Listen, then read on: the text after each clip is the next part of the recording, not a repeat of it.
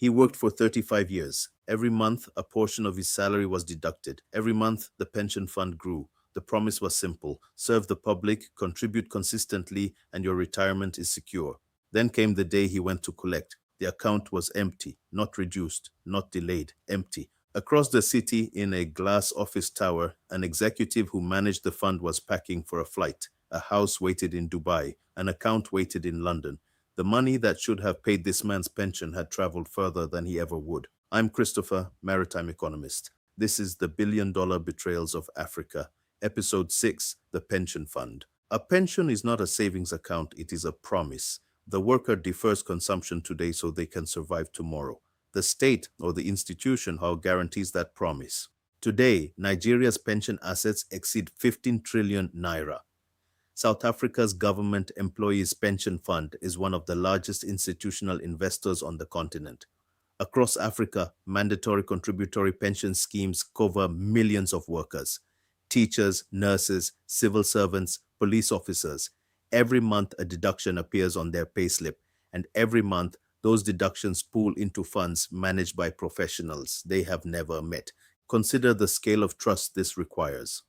A young teacher starting work at 25 will contribute for 35 years before seeing a single kobo of return. During those decades, she has no visibility into how her money is invested. She cannot withdraw it. She cannot move it. She can only trust that the institution will honor its promise when the time comes. That trust is the foundation of the entire system, and when it breaks, it does not break for one person. It breaks for millions. The mechanism is patient. It has to be. Here is how a pension is stolen. Step 1, the fund identifies an investment opportunity: a real estate project, a private equity placement, an infrastructure bond. On paper, it is legitimate. The investment committee approves it. The documentation is complete. Step 2, the investment is directed to a company that exists for one purpose: to receive pension money and pass it forward. This is the first shell. It charges a fee. It retains a percentage. It subcontracts to a second company. The second company subcontracts to a third. By the time the money reaches its stated destination, 50% of it has been extracted along the way. Step 3. The destination itself is often a related party, a company owned by the same individuals who approved the original investment. The pension fund is, in effect, investing in its own manager's private interests. The transaction is circular, but it is buried in layers of corporate structure, and no single document shows the full picture. Step 4. The money exits the country. It becomes a property in Dubai, a trust in the Channel Islands, an account in Switzerland. The pension contributor in Kano or Durban or Kisumu will never see it again. The World Bank has documented that pension fund mismanagement follows predictable patterns: excessive fees, related party transactions, investments in illiquid assets at inflated valuations. The techniques are not sophisticated. They are merely hidden behind corporate opacity. And this is where my expertise as a maritime economist comes in, because pension funds do not only invest in financial instruments. Many African pension funds invest in infrastructure: port terminals, transport corridors, energy projects. When a pension fund commits $500 million to a port expansion and only $200 million arrives, the physical evidence tells the story. The terminal is smaller than budgeted. The cranes ordered in the investment prospectus were never shipped. The dredging contract was never tendered. The gap between the financial commitment and the physical delivery is where the theft becomes visible. The ports don't lie, but they only speak when someone asks. These are not hypotheticals. In one West African country, investigators found that the police pension fund, money deducted from the salaries of police officers for decades, had been systematically looted. Over 23 billion naira diverted. The mechanism was straightforward. Officials created lists of fictitious pensioners and paid monthly benefits to accounts they controlled. When the fraud was discovered, one official pleaded guilty to stealing 23 billion naira personally. He was sentenced. The sentence was widely criticized as inadequate. In the same country, the head of a pension reform task force was later convicted of money laundering. While entrusted with fixing the system, he was stealing from it. Authorities seized at least 20 properties. He had purchased real estate in the United States and the United Arab Emirates. The BBC reported that elderly Nigerians were battling to survive after their pensions were stolen by corrupt officials.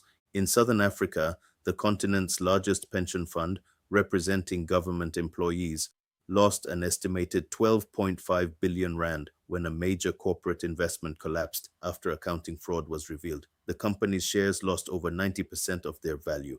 Teachers, nurses, and civil servants who had contributed for decades saw the fund that guaranteed their retirement absorb a loss equivalent to the annual salaries of tens of thousands of workers.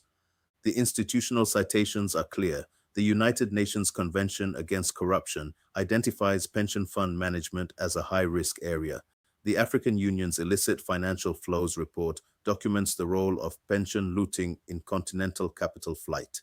The World Bank's governance indicators track pension transparency across African nations.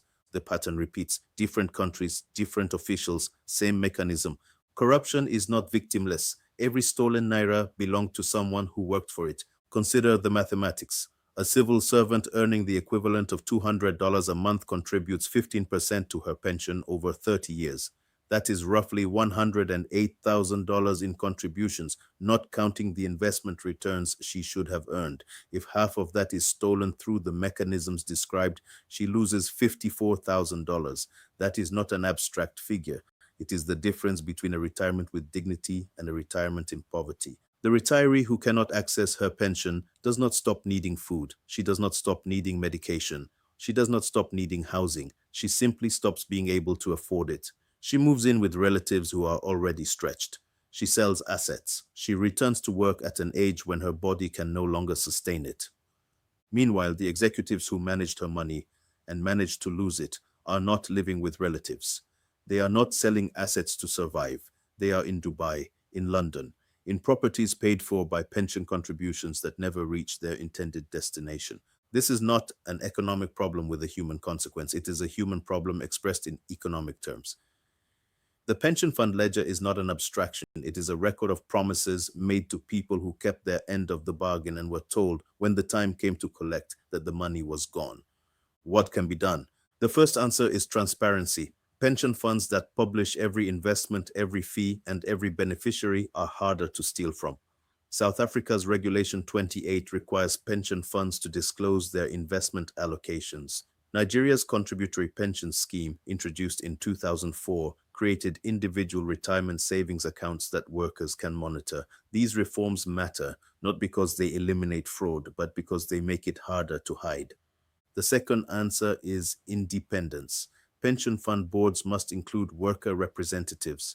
Investment decisions must be separated from political influence. The individuals who manage the money must answer to the individuals whose money it is. The third answer is accountability. When pension funds are looted, the penalty must exceed the profit. The UN Convention Against Corruption provides mechanisms for asset recovery. International cooperation can trace money across borders, but these tools only work when they are used, and they are only used when citizens demand it. The question every pension contributor should ask is not, will my pension be there when I need it?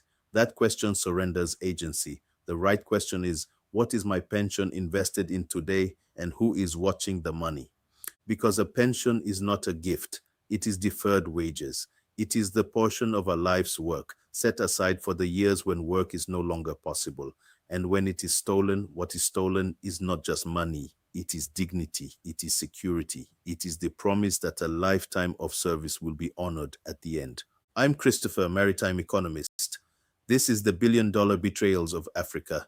If you found this valuable, subscribe to Africa and Beyond for more documentaries on the money, power, and opportunity shaping our continent. And tell me in the comments, can you trust your pension to be there when you need it?